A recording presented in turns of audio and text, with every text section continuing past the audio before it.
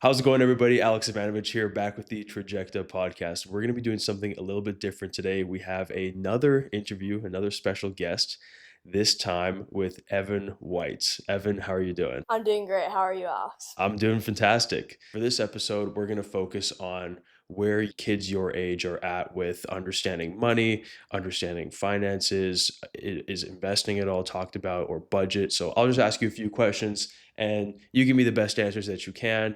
And if there's something that you can't answer, or maybe you don't know about much, you can feel free to say that too. All right, perfect. Awesome. Well, let's start with, at your house. What sort of things have you heard about money, about finances in and around the home with your parents or your siblings or whoever? So I've heard money like around the house a few times now. For how I get my allowance is I clean up and make dinner every 3 times a week, and that's $30. So yeah, that's how I earn my money around the house. Okay. And what sorts of things are you thinking about saving money? Are you sort of spending it as soon as you get it, or do you invest it? Where does the money go after you've earned it? Yeah, so that $30 I'm gonna split in half. So I'm gonna use 15 and I'm gonna put it in my savings account in the bank. And then $10 I'm going to put it into a charity box or whatever. And then that $5 I'm gonna be able to use it later whenever I want, just for my own stuff, like whatever it's clothes or whatever. So that's like that $5 is your spending money. Yeah. Okay, for fun stuff. Yeah, fun stuff, whatever it is. Yeah. You have a budget system in your head, sort of this Yeah. this amount is going towards this. The $5 I'll spend fun money. $10 will go to charity. That's sort of how you think about it. Exactly. Is there any sort of system for recording? Do you like write it down, or do you just kind of know every time you get $30, this is going here, this is going here, this is going here? So I have three different wallets, each for different things. So I'm gonna write it down on a plastic bag, and I'll put the bag in that wallet. So whether it's a charity plastic bag, I'll put the money in there and then put it in a wallet, tuck it in my closet or whatever. Yeah. Okay, that's a good system. And then are you going to the bank once a month when you've like collected, you said $15 per every 30 Yeah. is sort of going into your savings. So you'll wait till the end of the month and be like, okay, if you got paid $15 or $30 a week and half of that is going to the bank. So you're waiting till the end of the month to put that in the bank, or are you doing it weekly? I'm basically doing it every other month. Cause that $15 it gets up to $30 in 2 weeks. So it's not as much, but like in whatever 4 or 5 weeks, I'll make about what $60. So it'll add up. So I'll try doing 120 in 2 months. So yeah, but that's only if I keep it up. So yeah. And that money that goes in the savings account, is there something like a goal that you're saving it for? Is there something big that you want? Or are you just sort of best practices? I'm going to put the money away. Yeah. What's your thinking with the savings account? Yeah, I mean, like whatever it comes to later in life, I'll just save that money for whatever it'll end up being. Okay, nice. Whatever, something down the line, maybe it's 10 years from now. You're like, oh, this is, I don't know, a big purchase. You have like a nice cushion is the idea. Okay. What prompted you guys to open a savings account? Was there what discussion happened there? Was it your parents just sort of like, this is smart, or did you come up with that? Yeah, I've definitely learned a lot of this stuff from my dad, so he's definitely influenced it on me. So I'm like, okay, I'll just put a savings account. Like, what's the harm? Like I'll do more of the money than this, but I'll put $2 in it every single day. So like whatever it is, it's just a good way to save money for the future. For sure. And talk to me about, I know you guys had a business that you started. What Yeah. prompted that? What was the business? How did it work? Yeah, great question. So yeah, so we basically had a dog bakery, and we sold dog treats for I don't know how much it $5 a pack for like 20 dog treats in that pack. And there was quite a lot of dogs in our neighborhood at that time, so we would just end up like going knock on each house and make some money from that. It was great, yeah. And how much were you guys charging people? Charging people, so for each bag it'd be $5, but we would have to use that money to like pay our parents back for the stuff that we bought for the dog treats, and then we'd have to put it in the savings account, charity box. We'd also have to split the money because it was me and my sister doing it, so we'd have to split it in half. So there's definitely a lot of little things that we had to do from that. A lot of little expenses. Yeah. Okay. So did you, after how many months were you doing it for? Like 3 or 4 months. Okay. And after 3 or 4 months, were you guys Did you see some profits? Like, were you and your sister able to keep some money, or did all of it end up going towards expenses? Yeah, so we definitely got some profit from that. I'd say like I got $150. Ainsley got the same amount, and it was a great business. But I think it was hard to keep up with for sure. We weren't getting as many emails. It was like it was only in our neighborhood, so the people we gave it to, like they already had some. It was like it was good from then on. Yeah. Why'd you guys end up stopping it? Was it just taking up too much time? Obviously, you're in school still. Yeah, so I think between sports at that time and school and tutoring and all that kind of stuff, it was definitely taking up a lot of time. And I think it was like we kind of forgot about it, honestly. Like we did like maybe we baked a batch every month maybe, and then it would like sell, but it'd take a while, and then the dog treats were stale, and then it was just like I don't know. It was a hard business to keep up with, even though we weren't getting many emails about like, oh, I'll take this dog treat or whatever. Yeah, and then we tried doing cat treats as well, but that did not that did not end well. So we didn't get many hits on that. It was the bags were more expensive with more cat treats. It was obviously you had to do like a scoop of cat treats because they're quite small.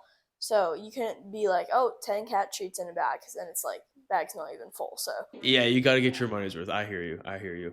So you did the dog snack, dog treat business. You do some stuff around the house to make some allowance money. How have those two things sort of changed your understanding or the way you view money? Like, are you sort of when you go to the store and you want to spend some of that money that you had saved, are you sort of like, oh, that thing's kind of expensive. I'm going to opt for the cheaper thing because I want to save? Like, how does it, when you go out in the world and are using the money, how does it alter your decisions? yeah, definitely. So I'm not a big spender in general, so I don't like just like spending my own money. I'll just wait for Christmas, wish for whatever. Then I'll try saving that up, saving a lot of money. I'll try doubling that money so that then if I spend that money, I'll have the exact same amount of money I did in the start. So it'll be like it won't hurt my bank account too much. So I'll just like I I don't know. It's like I don't buy much stuff for my like self because I feel like it's like kind of a waste of money. Let's say there were 10 things you wanted to buy over the course of the year and Christmas no longer existed. Would you like, and you had your money? Are you sort of, you obviously are going to the store and you're like, okay, I like this thing a lot, or maybe I don't really need it, or how are you making decisions like that? Yeah, so I'll try buying maybe you said 10 things, so I'll try buying 5 of those things. I'll try marking them off my list and I'll see how much stuff I actually want to buy.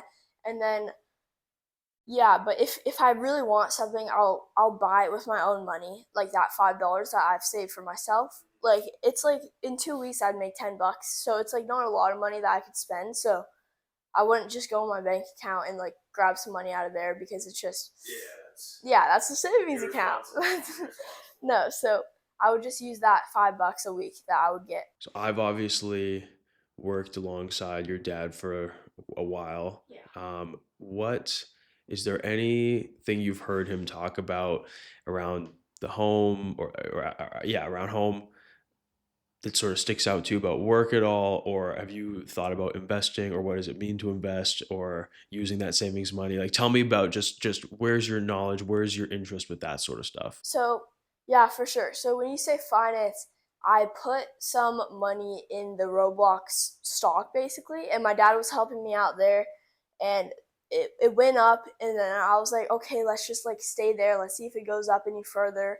And he and I were like, okay, might as well just sell it, whatever. Like we don't want it to crash. So we sold it, and then it went up quite a lot from there. So we were quite bummed about that, but we definitely made some money off of that, so it was good. And after that happened, were there some other stocks you looked at, or Yeah, definitely there was like all these popular stuff right now. I was like thinking like, oh, maybe the Adidas thing or whatever, maybe Fortnite, but then I realized Fortnite isn't like a whole like it doesn't have a stock, right? So I was like, oh, okay, that's a bummer. I didn't realize that. So I learned a lot from that experience. Yeah. awesome. So it prompted you to look up like other companies that you know about through Definitely. video games or trends or whatever. Yeah. And then you find out Fortnite's not a company or is owned by another one that maybe is public or Yeah. whatever. Awesome. So you're kind of doing like your own little like self education there. Yeah, it was great. Yeah. That's awesome to hear. I think that's really cool. I love learning about the stock market, so that fires me up to hear. Tell me, I know what my experience was when I went through school at your age, and I don't know if a lot has changed in 10 years because I'm 11 years older than you. Yeah. I'm 11 years older than you. So I don't know how much has changed or not changed, but in the few school systems that you have been in, is there any talk about budgeting or just it doesn't have to be about finance because I know that's sort of a higher level thing, Yeah. but is there any talk about anything money related or being responsible with money or allowances or yeah, tell me. Yeah, honestly, like not really. Like the schools that I'm going to right now is like more focused on like math and stuff. And then there's definitely a few questions like that they'll talk about. They'll be like, "Oh, like what are you guys when you guys make money? Like, oh, like how do you do it? Like how do you save it? What are you going to do with that?" So, there's definitely a little bit of talk, but there's not much at all. Okay. Even in the new school that you went to. Same thing. Yeah, not much talk about like how you use or save your money. Okay, so that leaves you to sort of fill in the gap for yourself. You go online or you'll look it up on YouTube or whatever, right? Yeah. Is that sort of why, I mean, I don't want to pump my own tires here, but is that sort of why you watch the pod and follow? Okay, okay. That's awesome. That makes me happy to hear because at least we're helping out a few people. Yeah, no, I love just like watching you guys and like talk about that because those questions are definitely more complicated and I feel like I can't answer them myself. So I watch you guys to help me answer those questions I have. If you could give like one piece of advice maybe or something that you learned either from the pod or not from the pod for somebody your age who's just learning about finance, what would it be? So yeah, so I think it's super important to just start saving early. Like I know $15 for me is like it's not a bunch of money, but like just starting early is like a great thing to like just do when you're younger. Because you never know when you get to my age, you'll at least have maybe by that point a few $1,000 there, right? Yeah, and it's a great way to just use up that money or whatever. Well, I think that's a great episode, Evan. Thank you so much for coming on. Unless there's anything else you want to say. No, that's all. Thank you. Perfect. Well, thank you so much for coming on, and we'll release this episode in a few weeks. And I wish you the best of luck in school. Thank you, Alex. Thank you very much. All right, you take care. Thank you.